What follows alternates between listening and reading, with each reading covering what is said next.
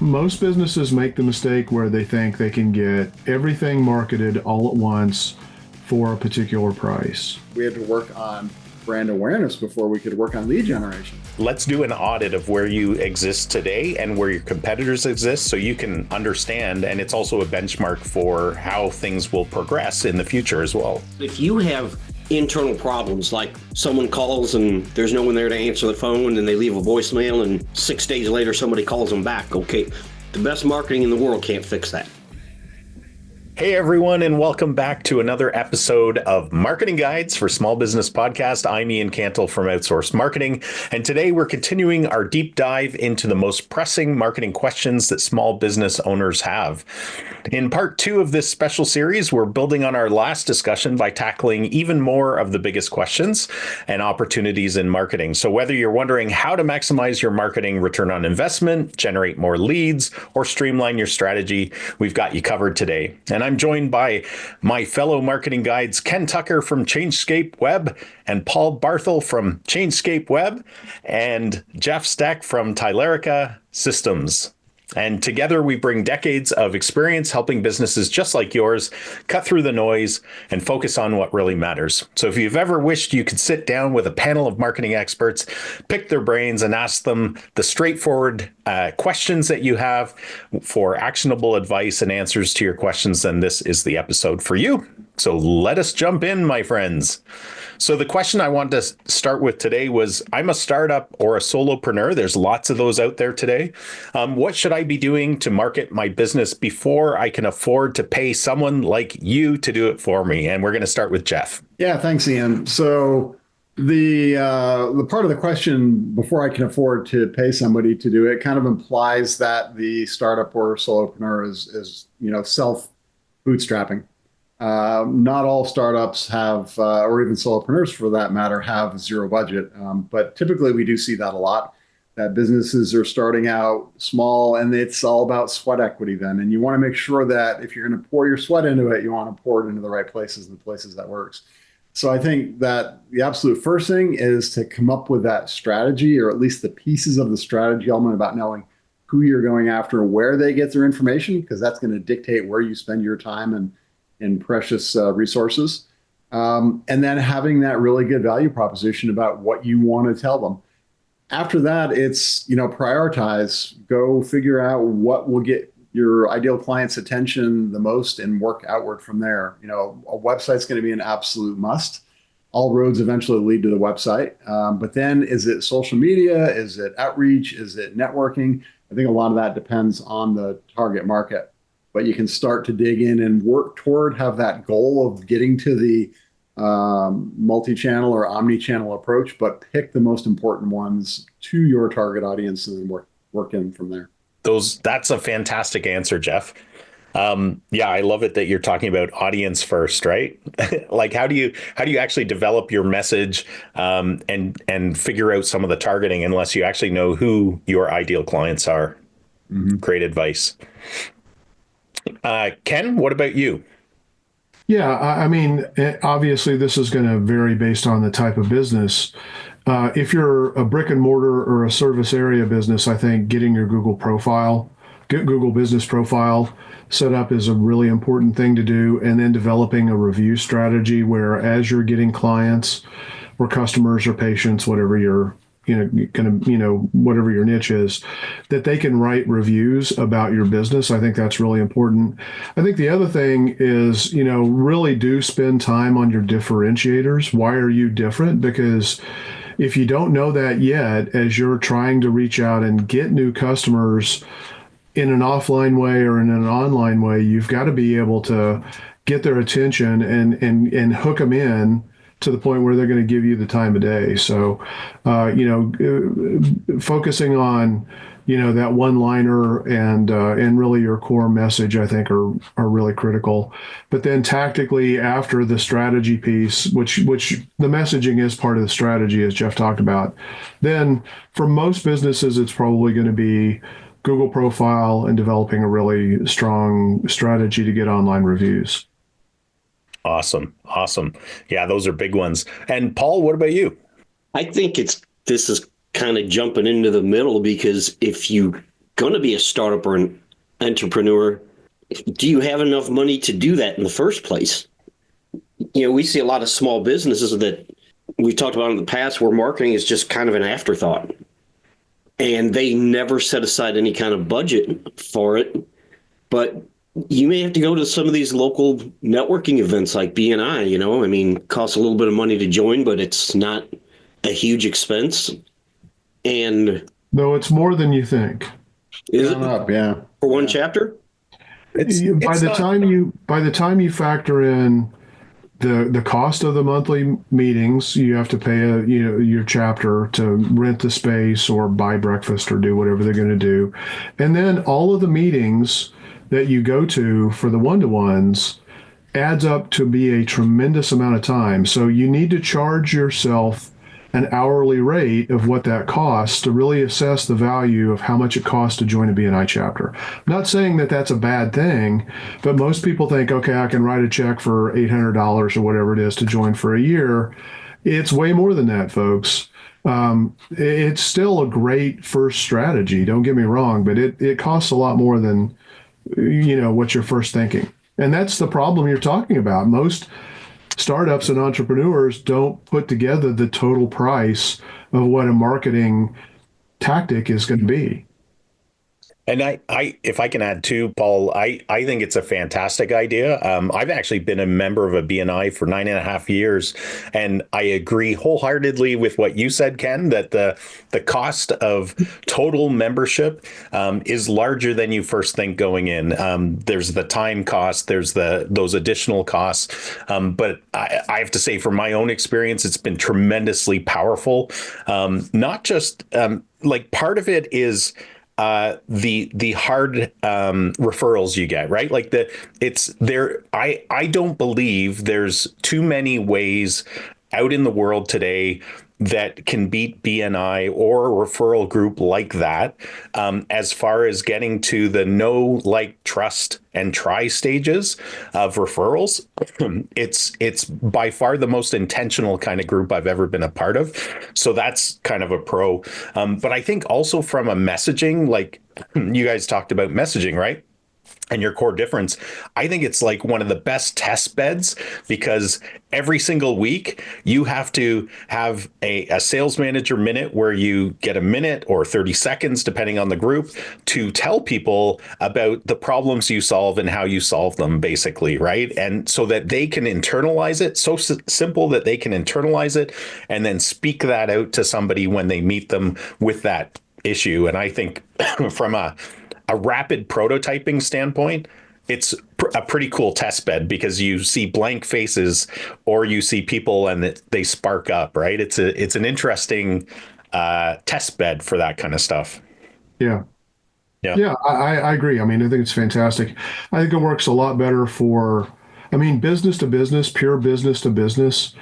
It's a little tougher road to hoe, but also at the same time, a B2B business may have a larger transaction size, so you don't need the volume of referrals and closed business that you might need as an electrician or a plumber or something like that. So you just have to figure out the economics of your business. And oh, by the way, if you don't have a clue about what the average lifetime value of a client is going to be for you as you're starting, you're going to have some real problems, because you're going to be making marketing investments that are overpaying for what you're going to be able to get in return. And maybe that's a necessary evil as you're just starting out, but you need to figure out ways to correct that as quickly as possible. And I'm amazed at how many times I talk to people, even today, who've been in business for years and years and years, who really can't come close to describing the average customer lifetime value, even their typical transaction size. So you need to know those things as well. Yeah. As you guys sorry, go ahead, Jeff. I was going to say, as you guys were talking through, BNI networking, what popped into my head is taking it back to, we all met through duct tape marketing, the philosophy or framework, as I describe it.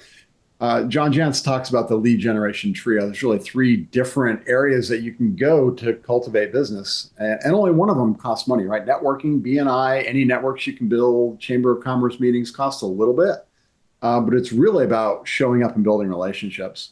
And referrals are important, but if you don't have clients, you're not going to get former client referrals, but you can get referrals from other people that you can meet through networking. So plan on spending some time investing in those relationships. The digital marketing, any advertising, any money you spend on, sure, that's when you can afford it down the road, what makes sense based on your audience research. And then just trying to get people talking about you, any kind of PR, and Chambers can help with that. Ribbon cutting events, getting mentions in papers, local news, local websites, any external sources are all the kind of things that really come down to just investing some time in setting yourself up for success and setting yourself up for more marketing down the road. Yeah. And Paul, we kind of jumped in on the BNI thing, but did you have anything else to add? Don't do BNI. Moving on. No, I said do it.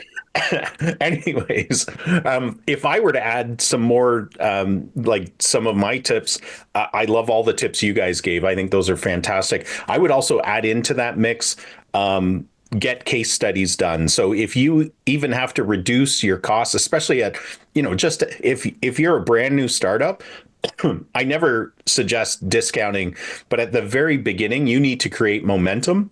And one of the things that you can do to do that very quickly is to offer some discounted rates or some kind of bonus structure for your first few clients. And the idea behind that is part of the agreement when you give them that amazing starter kind of discount is that they will do a testimonial for you, maybe a video testimonial, a written testimonial, an online review. But those guys can become your biggest champions as well. And also, you can build into there, like, I need you to give me 3 referrals or something like that. But once you get those case studies, you can start to leverage those in social media, on your website, in person when you're meeting with people or on Zoom calls. They're a great tool that you can leverage for your business, and they're often overlooked, I find. Awesome. So question number 2 would be, we've gone from startups and solopreneurs. Now we're looking at stable businesses that have never invested in marketing. I come across these all the time. It's becoming less and less because more people are getting involved in marketing these days, especially after the COVID. If somebody were to say, hey, I'm a stable business, but we've never invested in marketing, how should I get started on the right path to marketing my business? Paul, why don't you answer this one first? Well, I think you'd have to start by finding out what your online presence is. How do you rank against your competitors for what keyword? Because if you never invested in marketing, you probably never looked at any of this stuff at all. Yep. So what kind of presence do you have on social media, and what social media channels are your prospective customers on, and what do you rank for? What don't you rank for from a keyword perspective? But just having a marketing company put all that together for you so you can see where you stand, and, market research, competitor research, things like that. Because if you're going to put together a marketing plan, you have to know what your strengths and weaknesses are. Yeah. And do you guys at Chainscape and Tellerica, do you guys all do something like a TOPA, a total online presence audit, or something like that when clients come to you and they don't really know what they want, but they know they need help? That's often the first place or first service I offer them is, let's do an audit of where you exist today and where your competitors exist so you can understand. And it's also a benchmark for how things will progress in the future as well. That's the ideal scenario, but honestly, that doesn't always happen. Yeah. Some people are really tactically driven, and the tactic does make sense. So I wouldn't talk them out of that tactic. But they need to step on the gas pedal fast. For example, we wouldn't do a full-blown total online presence audit. Let's say that they come to us and they're like, I just need some quick wins, some quick business. Google ads make a lot of sense. Let's do that. We'll do the analysis about the competitor markets and what's going on and keyword research to put together a good Google ad campaign, but it wouldn't be a complete total online presence audit. I highly recommend doing that and then doing a full-blown marketing strategy. But the reality is sometimes situationally people can't or won't tolerate that. So it always does start with competitor analysis and research, though. Otherwise, you you're just wasting your money. I am amazed though that, when I talk to people and they're researching, should I choose Ian's business or somebody else's agency? A lot of times I go into it and I overanalyze things and I present the analysis to them to some level, because I know that just what you said is absolutely true, Ken. You cannot create a strategy or even implement a strategy properly that's going to be successful if you don't first understand like what the lay of the land is. It's essentially like, two armies coming together to have a battle and just ignoring each other. Like that would be the stupidest thing in the world, right? Generals that know conflict, they don't do that. They're studying the enemy. They're understanding, what are our strengths versus their strengths and weaknesses. What tactics and strategies can we employ to be, to come out ahead. And in business, where people's minds and people's wallets are essentially the reward, the prize at the end of the game, and of course to serve them well is what our businesses need to do. But I am amazed how many, usually it's the lower cost marketers out there who are just pitching one particular tactic or strategy. They're kind of one trick ponies. They often come into the conversation with no data, with no understanding of what the competitor analysis is. And that always surprises me. And yet some of those guys are extremely good sales pitchers, and so you're up it for a battle sometimes in those conversations. But yeah. Yeah, the other tricky thing too is they're going to come in with a pre-baked solution.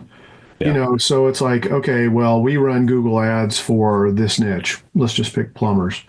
And they've already got a campaign built and ready to go. Okay, great. That may be a really good, effective campaign. But if you're not looking at the competitors, who's ranking well, who's performing well in Google ads already, you're going to be overspending for clicks. You're going to be missing opportunities where maybe you could get your money to go further by targeting other lucrative money keywords that are being ignored by your competitors. And you're competing. I mean, everybody's going to rush to say, plumber near me, or, those big juicy keyword phrases. But maybe if you're a plumbing company, maybe there's a particular niche that's very lucrative for your business that is much less competitive, and maybe it would be better for you to make your marketing investment there. You've got to start with some level of research. Don't just buy off the shelf stuff, drop it in. And even if it's from somebody who has expertise in your niche, don't assume that that's the right answer. Yeah, I'm going to go kind of a little bit different angle on this question. This is a really interesting question, Ian, because you can kind of use it as a jumping off point for a couple of different things. If a business has never invested in marketing, is that financial investment or is that time investment? If it's a time investment, they've never really thought of it. And that happens with some businesses, right? We've got enough clients to get started. We don't need any marketing. I had a conversation with a startup here in Austin not too long ago they're going to hit multiple millions of dollars and not have done any marketing and virtually no sales effort because they've got people coming to them wanting to buy what they're offering. I mean, how cool is that? But most businesses, that's not the case. So if they've never invested in marketing, it may be that they haven't looked at it because they haven't had to or haven't had time. I would say a little bit of education, talking with a marketing advisor, marketing coach, doing some self-study, getting some good books on marketing and reading them up. That's how, when I transitioned out of the high-tech world into small business ownership, how I came across duct tape marketing. I started doing self-study and learning.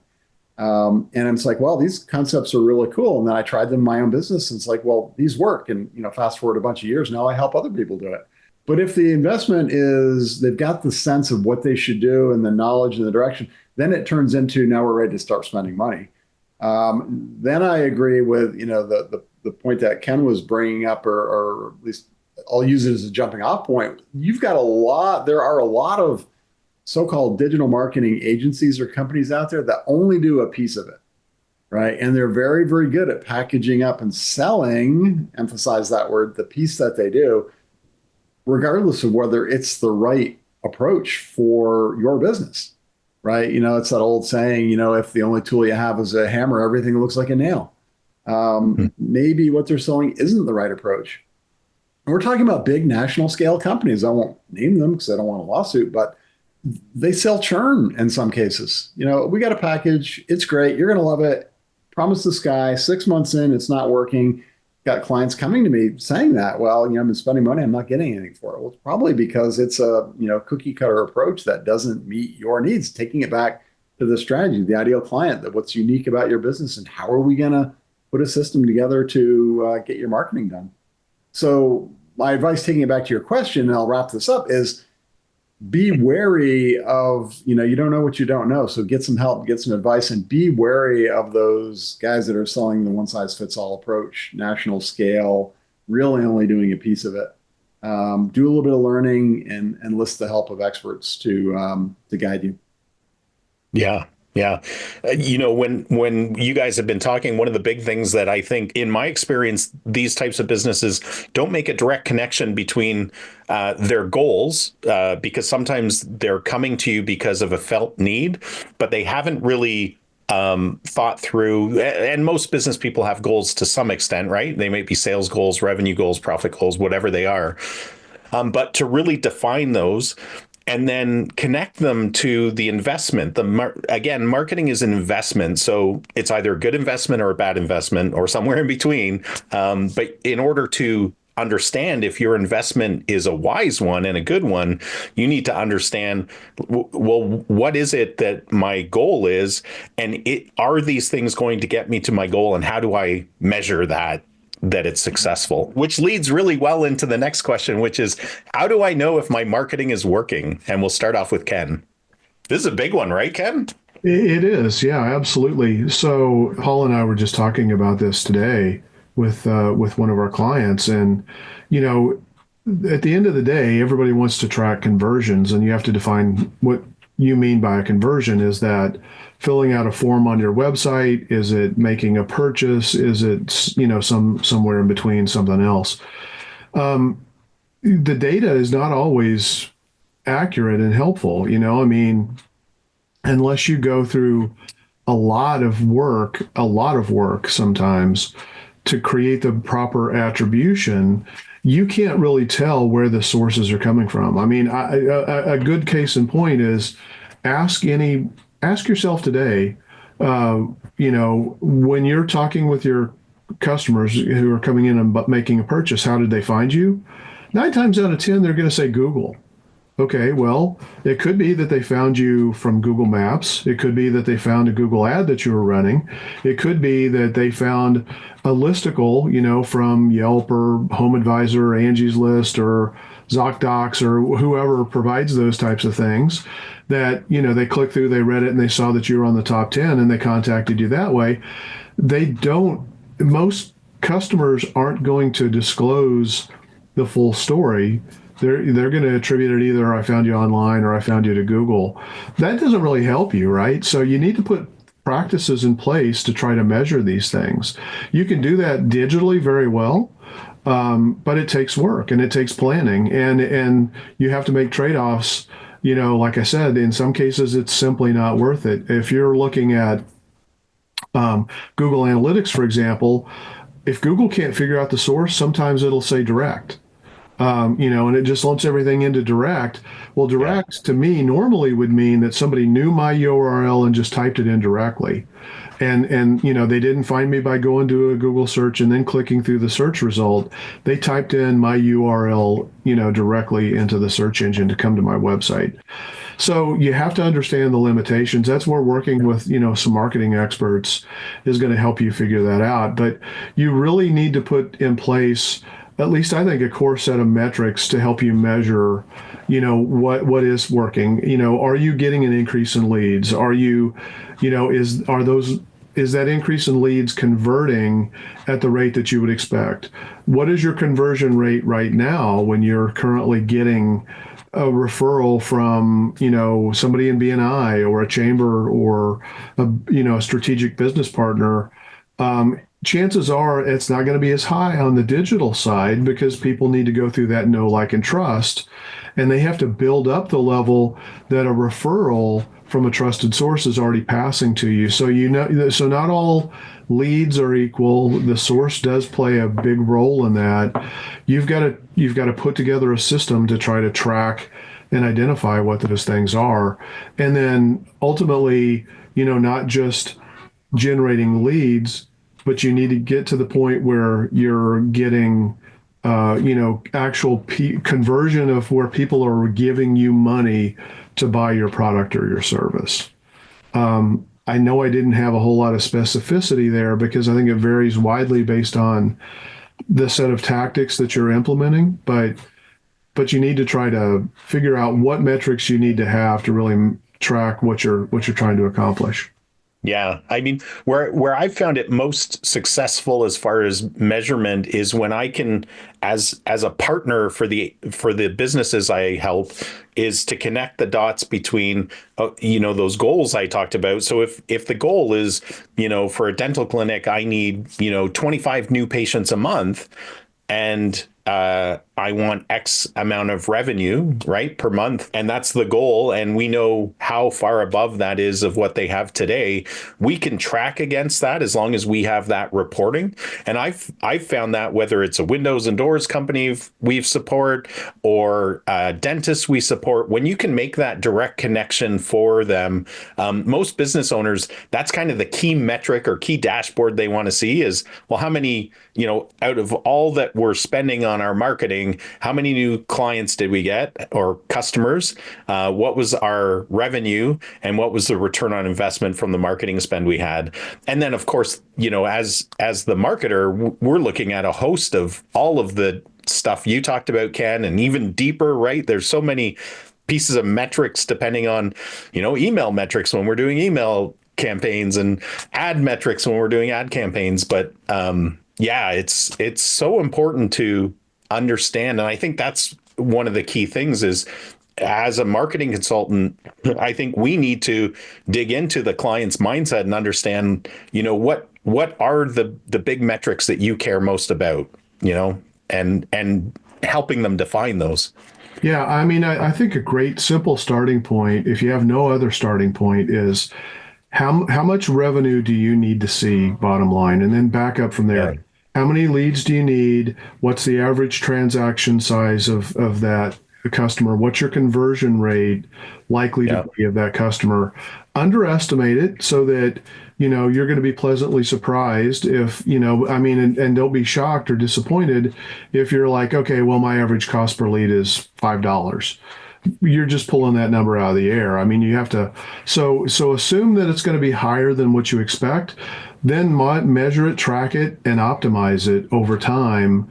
But, you're really starting from how much revenue or how many new sales do I need to get? What kind of profitability increase do I need to see?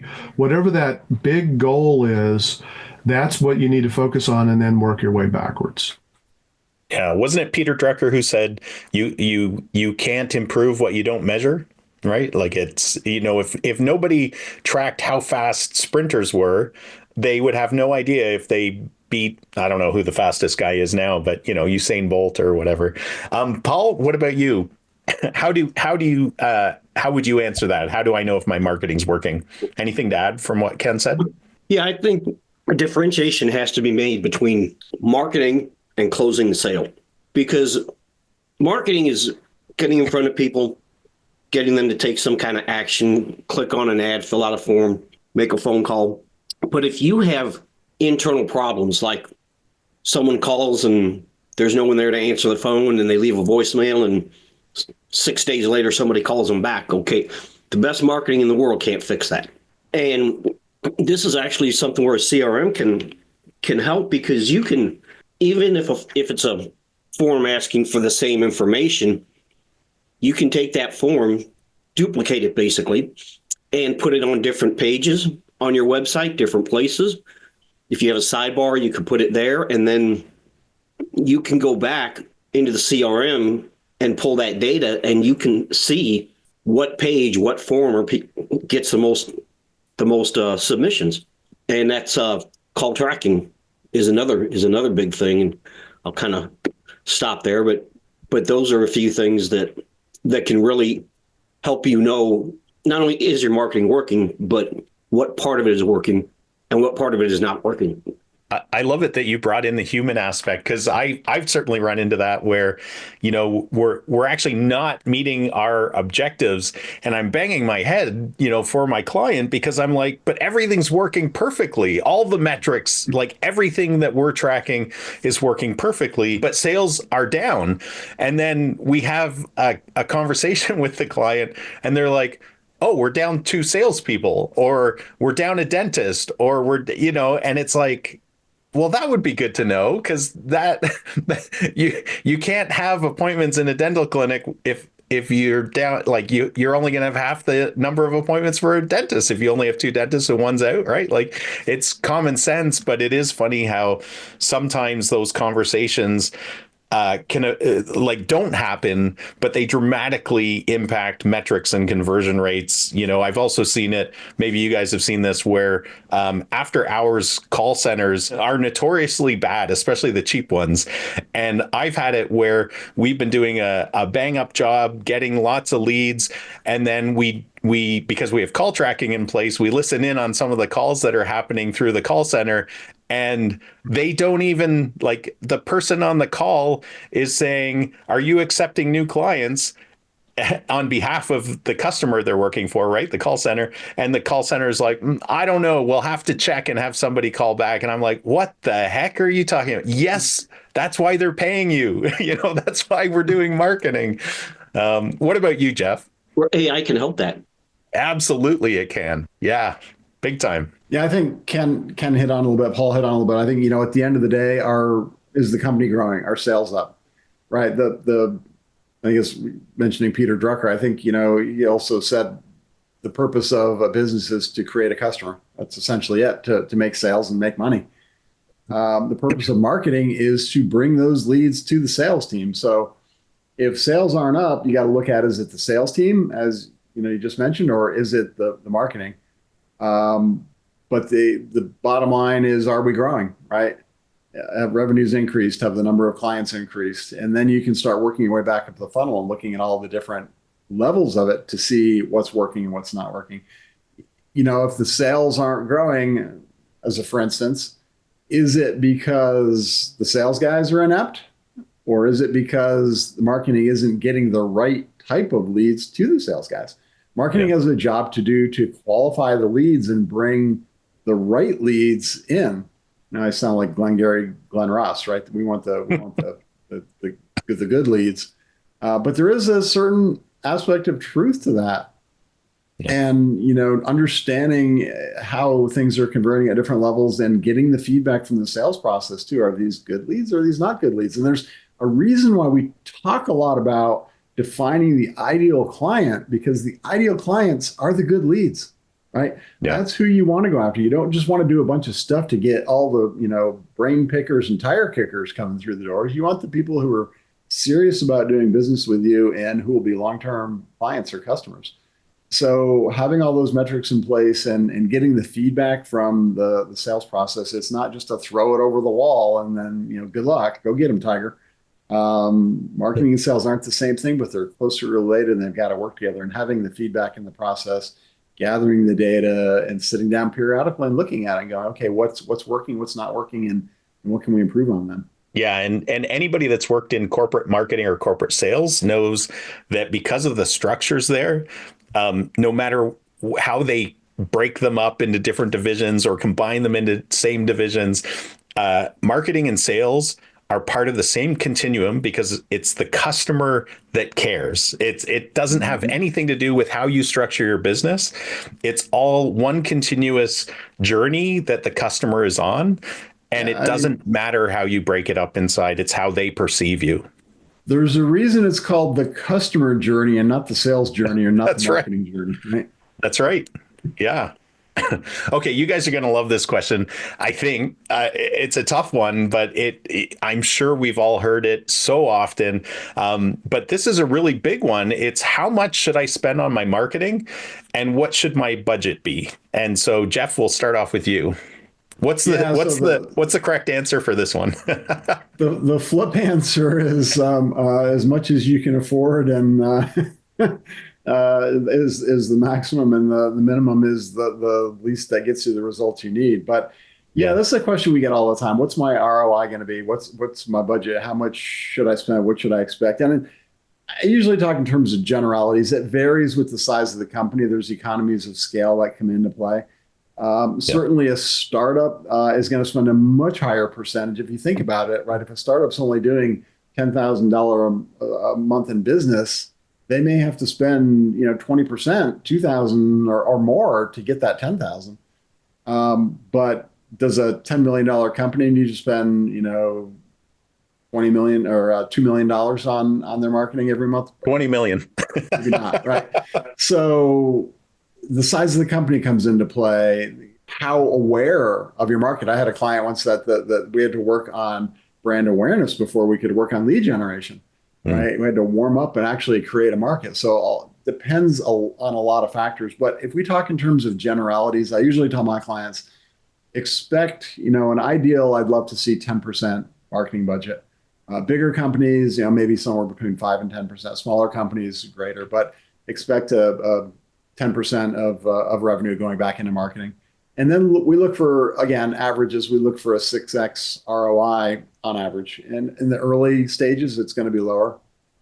Things are really rocking and rolling, it might be higher. But that kind of plays back into the, if you take the ROI numbers, the percentage numbers, they all kind of come together and make sense. But again, I think it depends a lot on where the business is in their stage. But if you want to be serious about marketing, you can't just run $100 a month in Google Ads and expect to get any results. You can't just, put up a $10, my cousin's nephew's best friend did it in their garage website and expect it to be good. Good, fast, cheap, pick any two, right? So it definitely has a cost, but it's one that should have a good rate of return. Yeah. Good answers, Jeff. What about you, Paul? Well, it depends. Yeah. And it really does, because Ken mentioned earlier about the average customer lifetime value. What's your profit margin? What is your average close rate? If you have, let's say your average lifetime value for a customer is $15,000 and you have a 35% profit margin, are you willing to spend $1,000 to get that customer? So it really depends. And even the industry, it's going to be different from one industry to the next. So you kind of have to look at all these numbers and say, okay, this is what I'm willing to spend to get a customer, because I know what my lifetime value is and I know what my profit margin is. And then if you look at all that data and then you say, okay, this is what I'm willing to spend to get that customer, because I know all this other stuff. And how many customers do you want a month? How many new customers do you want a month? Obviously is important, and that will kind of tell you what your marketing budget should be. And it's probably going to be more than you would think. Yeah, especially if you haven't been spending on good investments or any marketing investments up till then. Right. Ken, what about you? Yeah, I mean, I agree with what Paul and Jeff said. I would just say, I guess, for just general rule of thumb planning for businesses, most businesses make the mistake where they think they can get everything marketed all at once for a particular price. $3,000 a month is going to get me the online presence that I need to start generating the lead volume. But, oh, by the way, wait a minute, I do windows, I do doors, I do siding, I do roofing, I do kitchen and bath remodeling.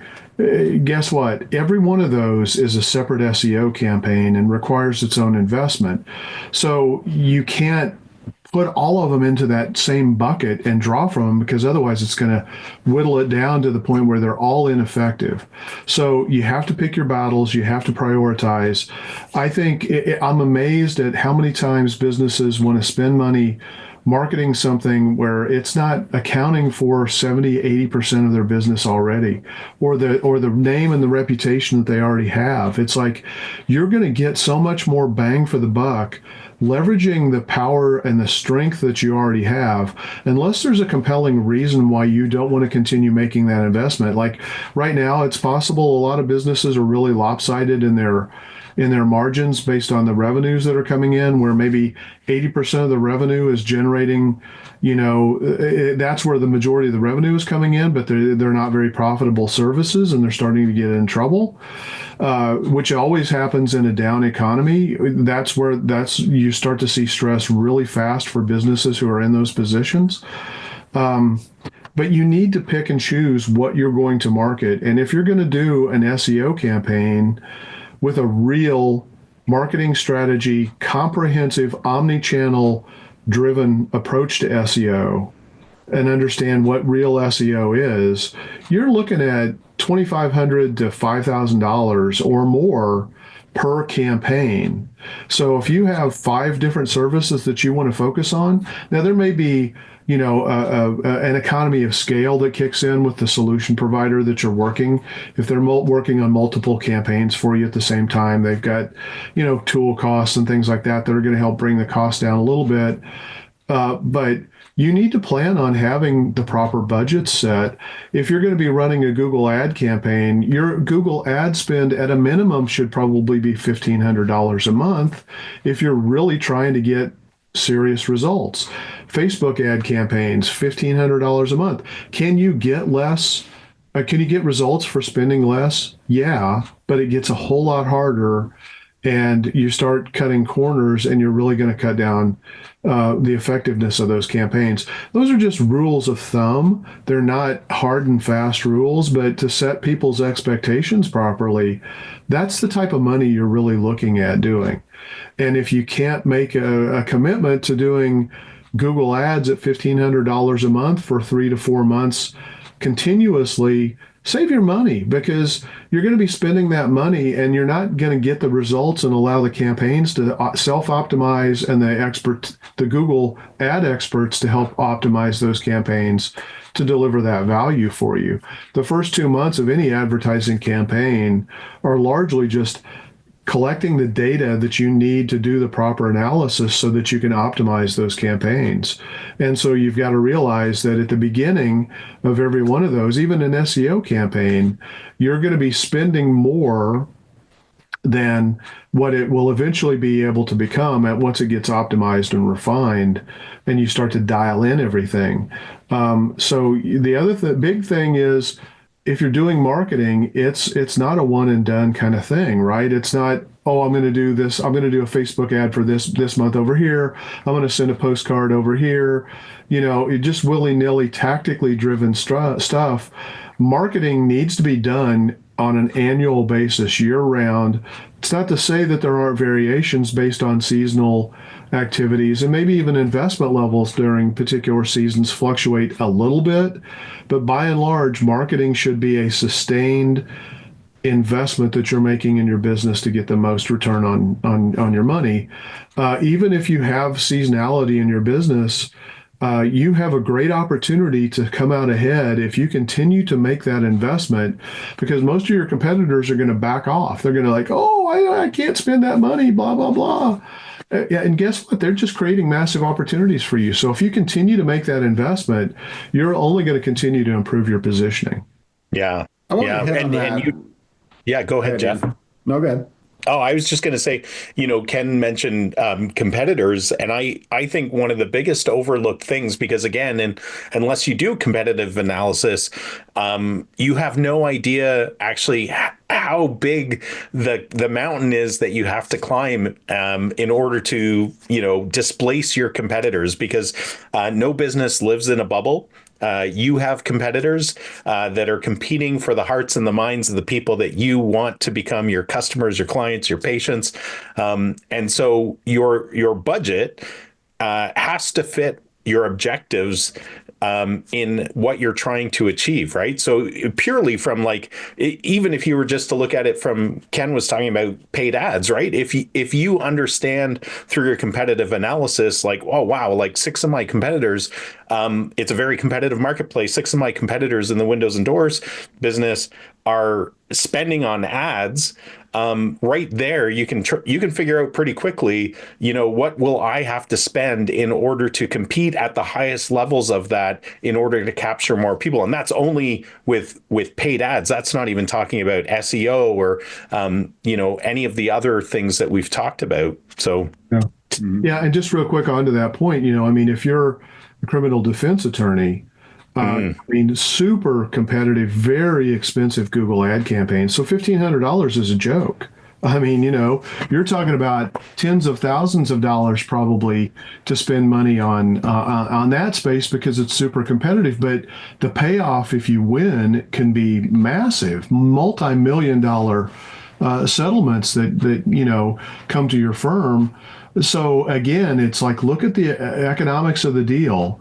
And look at the competitive levels. Google Ads is actually a really good way to kind of get a feel for how competitive something is so that you can determine whether or not you want to make certain investments or not. And, and again, if you're in a town of 20,000 people, do you need to spend massive amounts of money to get in the first position of Google through search engine optimization? You probably don't need to spend as much as you absolutely would have to spend if you're in downtown Manhattan, where you're trying to win, where there's massive population density and overall massive populations, and a lot of competitors that are crammed into the same service area that you're working. And, there's also the intangibles of your competitors, if you will. If you're a fairly new business, you haven't been around long, and you have competitors that have been around for 20 years, and they have been investing in marketing and SEO, you've got a huge mountain in front of you. That's a good point. The barriers to entry have to be part of the calculation too. I wanted to go back. We've used the term investing in marketing, and Ken, you hit on that a minute ago. That's what triggered a thought. It's not. There's a reason we use that term. We say you're not going to spend on marketing. Marketing is not going to be a cost. It's an investment. Just like any other investment, there's short term, there's long term. There's some time period to get to the expected return. Right. And there's also the possibility of losing the investment. I mean, that's where not putting all the eggs in one basket makes sense. That's where having somebody that understands the business and what to try, what to look for, how to run experiments. There are experiments in marketing. As a former engineer, that's the part of marketing that drives me crazy. Engineers like to think in terms of you put input X, you get output Y, equation done, right?